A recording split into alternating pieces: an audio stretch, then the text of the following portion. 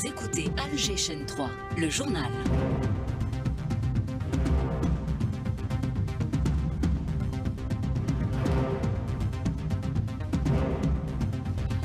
Dans l'actualité, la libération du ressortissant espagnol enlevé aux frontières algéro-maliennes, le président de la République rend hommage aux services de sécurité et aux cadres du ministère de la Défense. L'Algérie réitère sa condamnation à toute forme de violence et de terrorisme à travers le monde. Le secrétaire général du ministère des Affaires étrangères a animé une conférence conjointe avec l'ambassadeur d'Espagne en Algérie.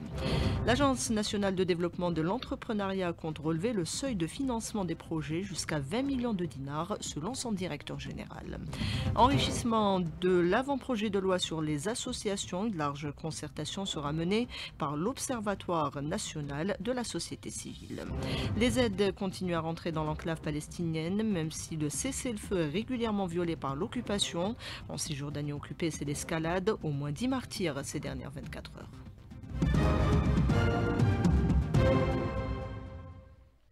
Madame, Monsieur, bonjour. Libération du ressortissant espagnol enlevé aux frontières maliennes. Le président de la République, Abdelmadjid Tebboune, remercie les services de sécurité et les cadres du ministère de la Défense. Le ressortissant en question est arrivé hier soir à l'aéroport militaire de Boufalik. Gilbert Navarro est en bonne santé. Il a été remis ce matin aux autorités espagnoles au siège du ministère des Affaires étrangères où une conférence de presse a été animé. Ibtihal Addoun pour les détails.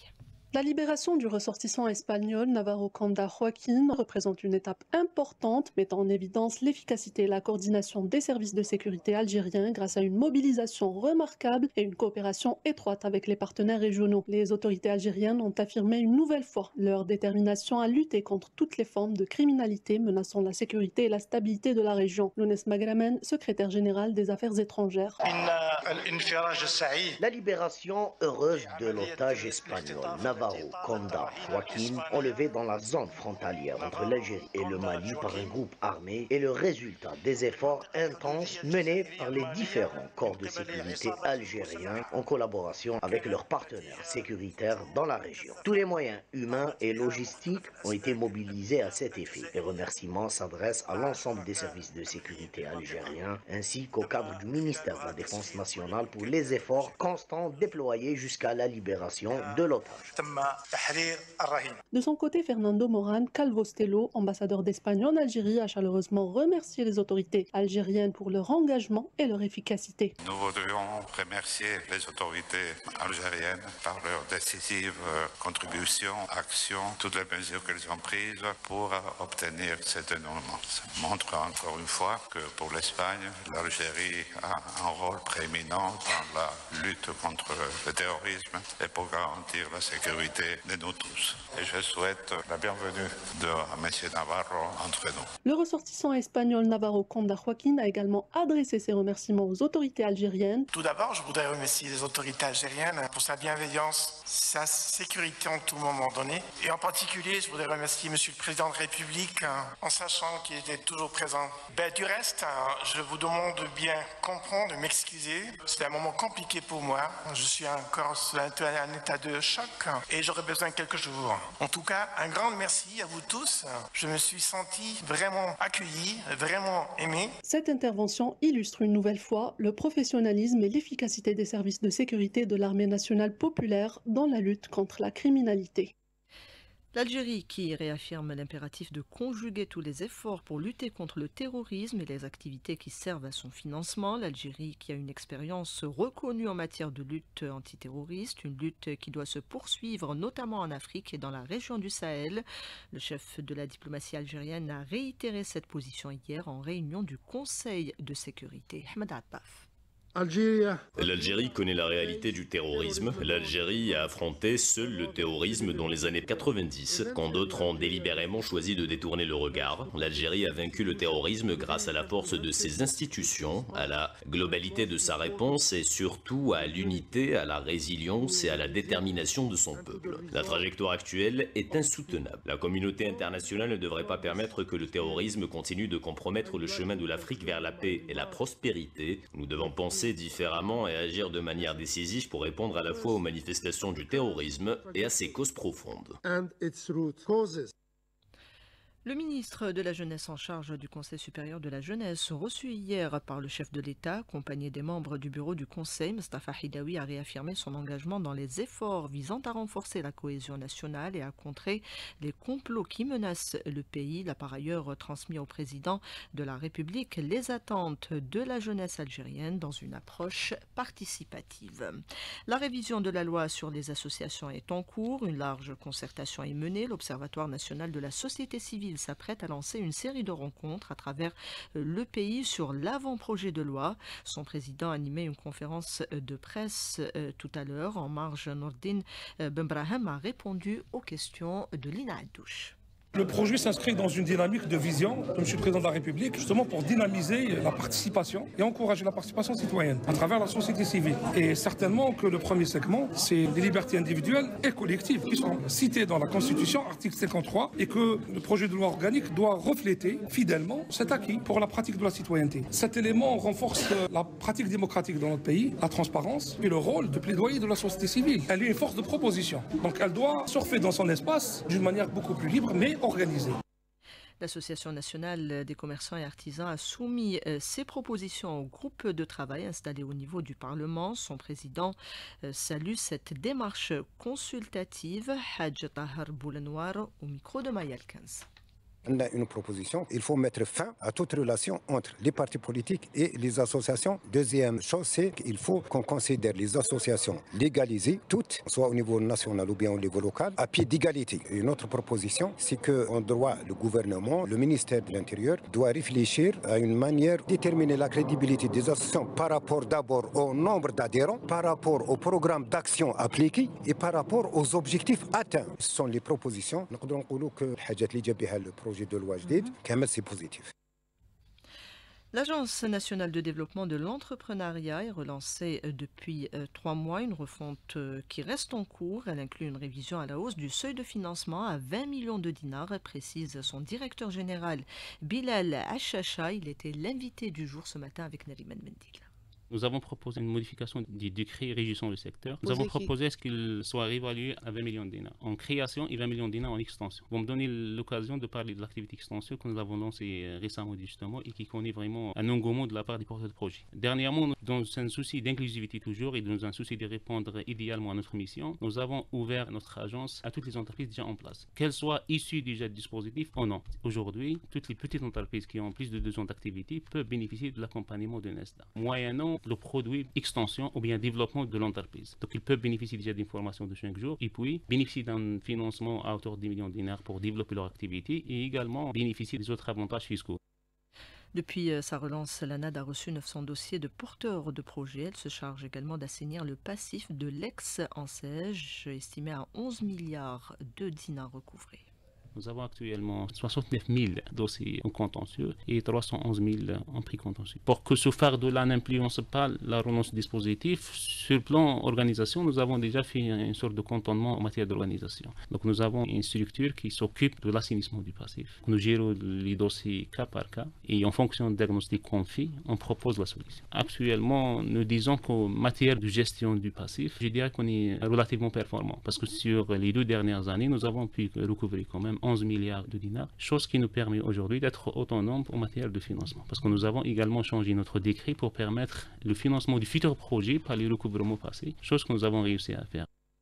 Saisie de plus de 109 kg de cocaïne et arrestation de narcotrafiquants à Oran par les éléments de service régional de lutte contre le crime organisé de la DGSN, déférés devant le juge d'instruction.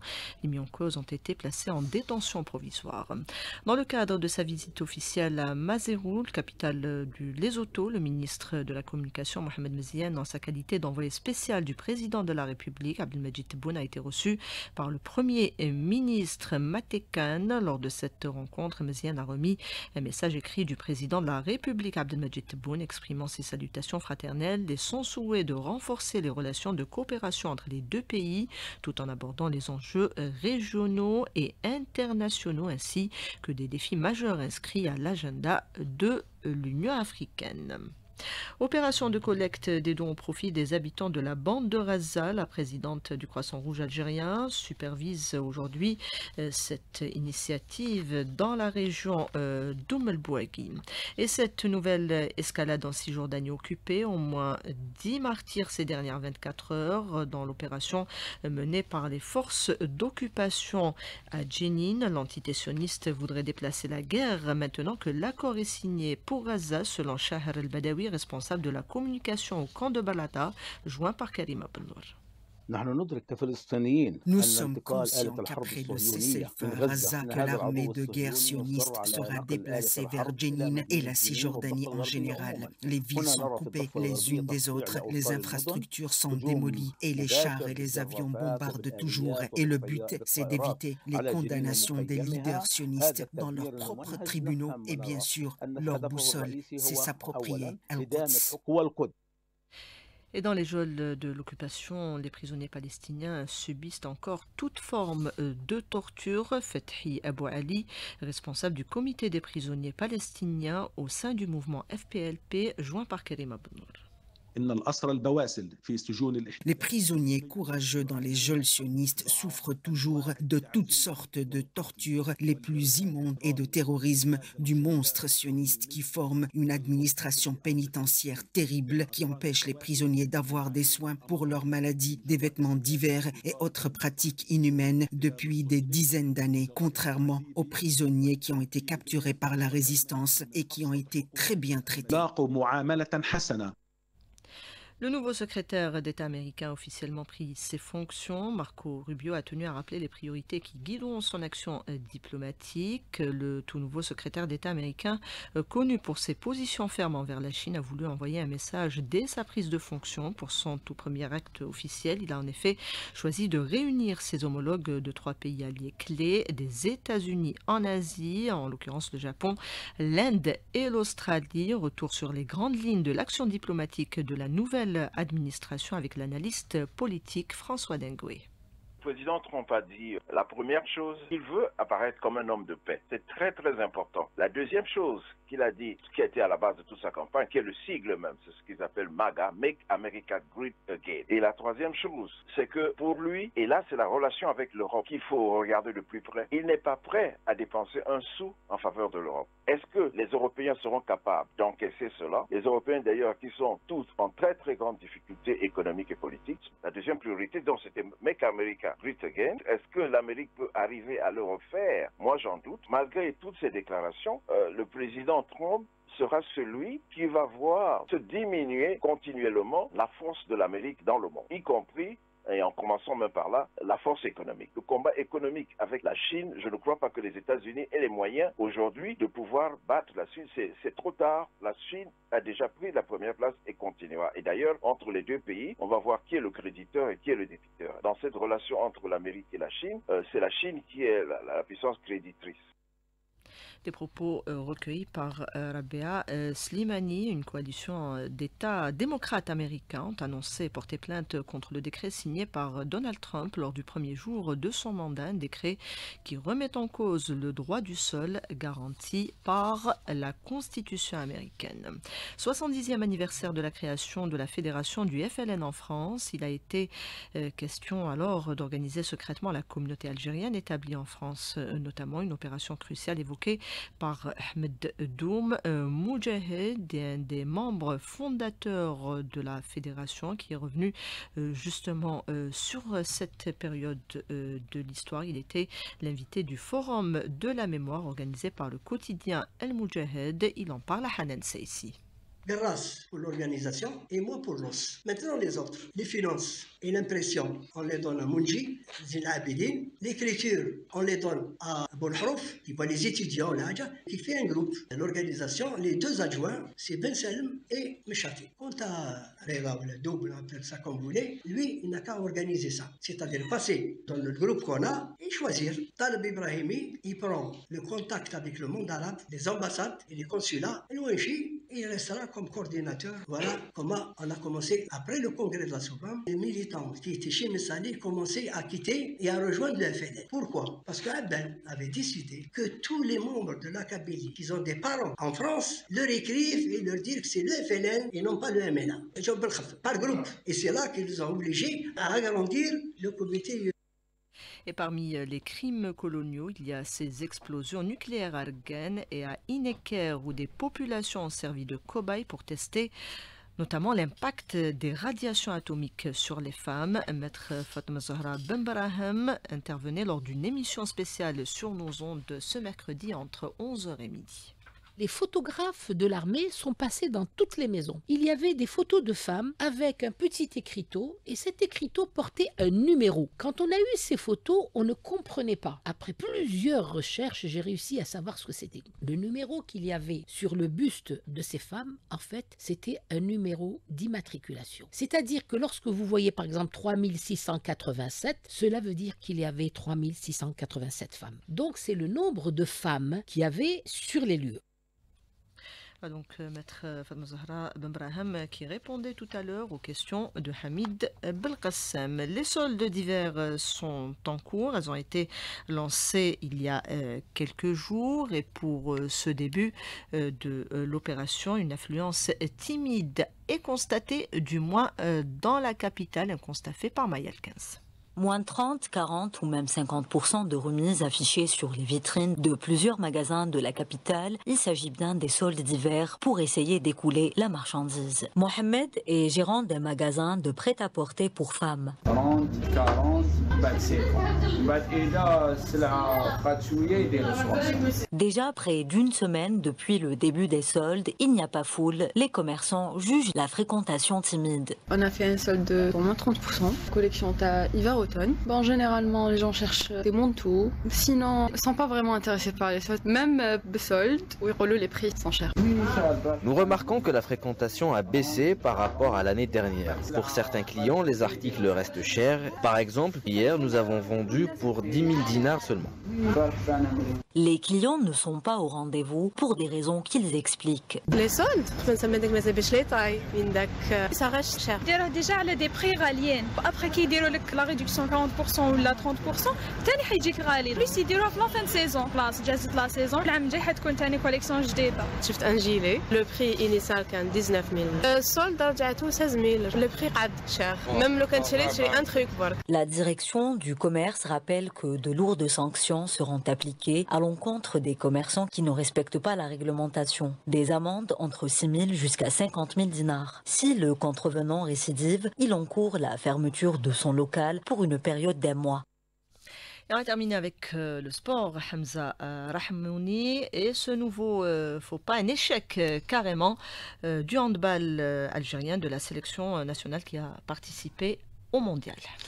Et oui, la sélection nationale qui, à la suite des 3 défaites concédées respectivement face au Danemark, l'Italie et la Tunisie, a été reversée en Coupe du Président. Et voilà un autre échec, une autre défaite. C'était hier face à la Pologne, défaite 38-32 pour le compte du match de première journée du groupe 1 de la Coupe du Président. C'est des matchs de classement. L'Algérie affrontera demain jeudi la Guinée à partir de 15h30 avant de défier le Koweït le samedi. Merci Hamza, merci à Selma Figuer qui était à la réalisation. Il y avait Adlan à la console technique, Hussein à la régie d'antenne et Ikaram au streaming. Tout de suite le bulletin météo avec Karima Benbra. Très bonne écoute.